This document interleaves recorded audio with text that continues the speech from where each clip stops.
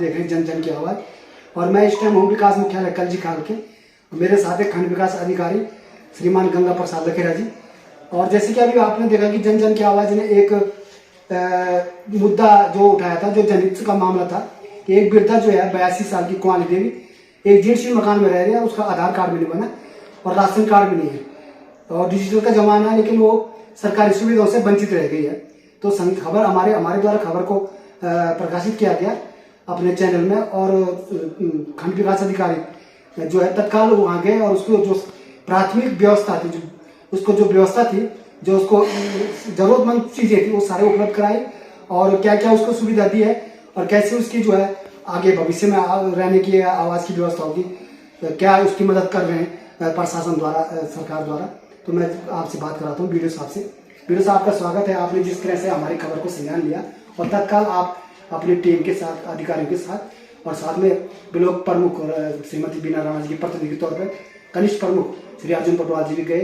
तो वास्तव में वो जनून मामला था हमारे समाचार का, न्यूज का। सबसे पहले तो डांगी जी, मैं आपको आभार व्यक्त करता हूँ कि आप किसी गरीब महिला के घर गए और उनकी बात जो है हम तक पहुँचाई, इसके लिए आपका बहुत बहुत धन्यवाद। हम लोग 23 तारीख को मैं और हमारे कनिष्ठ प्रमुख श्री अर्जुन पटवाल जी तथा हमारे ब्लॉक प्रमुख जी के प्रतिनिधि अशोक रावत जी, हमारे प्रमुख जी के दिशा निर्देशों के क्रम में उनके गांव गुंड गए। वहां जाकर मुझे पता लगा कि श्रीमती कुमारी देवी पत्नी स्वर्गीय बचन सिंह रावत जी अपने घर पर एकमात्र अकेली सदस्य हैं, उनका कोई आगे पीछे नहीं है।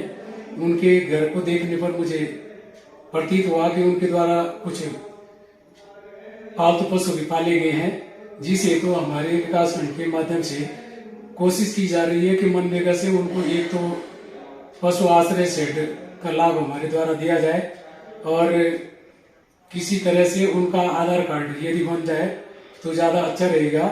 हमारे द्वारा उनको खाद्य सामग्री तथा उनके घर के जो पिछला हिस्सा है उनमें उस पर उनके द्वारा टीन के कुछ टुकड़े डाले गए थे। हमारे द्वारा उनको एक वाटर प्रूफ टेंट की व्यवस्था उपलब्ध करवा दी गई है तथा उम्मीद करता हूं कि आने वाले कुछ समय में हमारे द्वारा उनको कुछ न कुछ आर्थिक मदद आश्रय के रूप में या भवन के रूप में उपलब्ध करवा दिया जाएगा और इस चीज के लिए हम प्रयासरत हैं।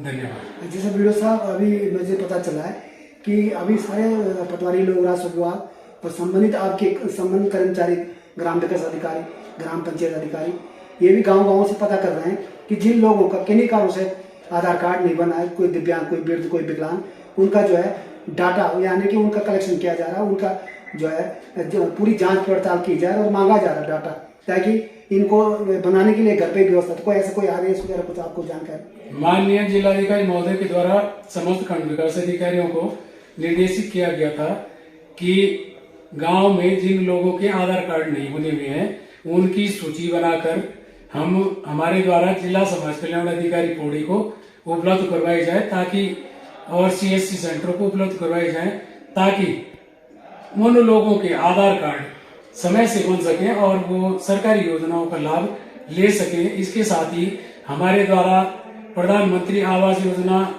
की जो साइट है वो अब खुल चुकी है, उसमें भी पात्र लोगों की सूचना हमारे द्वारा कलेक्ट करवाई जा रही है संबंधित क्षेत्र के ग्राम विकास अधिकारियों के माध्यम से, जिनका की आवास प्लस पर रजिस्ट्रेशन हो चुका है। उनके भी आवास पर बनाने की प्रक्रिया पात्र लाभार्थियों की प्रारंभ कर दी जाएगी और इसके साथ ही जिन गांव में एकल महिला, एकल पुरुष या एकल परिवार जो गांव से दूर यदि उनका घर है तो उनके घरों में हमारे द्वारा ग्राम पंचायतों के माध्यम से कोशिश की जा रही है कि उनके घरों में सोलर ऊर्जा की व्यवस्था करवाई जा सके। वीडियो साहब, जैसे कि आपके संज्ञान में पहले भी आया था कि ये जो मामला आया, क्योंकि इससे पहले एक वृद्धा जो है कुशियाण में अतिवृष्टि कारण जो है उनकी मृत्यु हो गई थी मकान ढहने से, और आप भी वहाँ जा रहे हैं निरीक्षण करने, हालांकि वो वृद्धा इसमें, लेकिन आप वास्तव से जानने की चाह रहे कि भाई आखिर वो मकान किस प्रकार में जीर्ण रहा, तो कब तक जाने का, क्या है आप जाने का मकसद? मैं जितनी जल्दी हो सके डांगी जी मैं वहां जाऊंगा, निरीक्षण करूंगा तथा हमारे द्वारा शासन के माध्यम से जो भी सहायता उनको उपलब्ध करवाई जा सकेगी वह उपलब्ध करवाने का कष्ट करेंगे।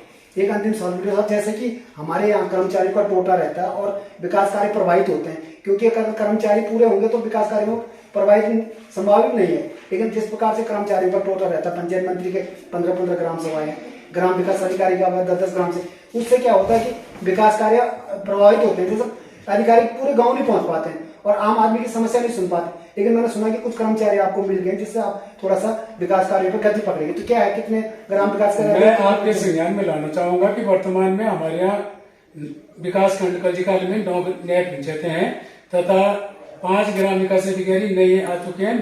4 ग्राम विकास अधिकारी हमारे पास ऑलरेडी पुराने थे। अब हमारे यहाँ प्रति न्याय पंचायत में 1 ग्राम विकास अधिकारी की तैनाती हमारे द्वारा कर दी गई है। इसके साथ ही 9 ग्राम पंचायत विकास अधिकारी उपलब्ध हो चुके हैं।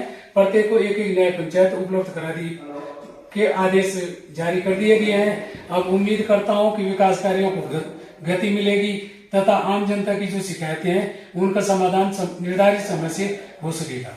पौड़ी से वरिष्ठ पत्रकार जगमोहन डांगी की रिपोर्ट।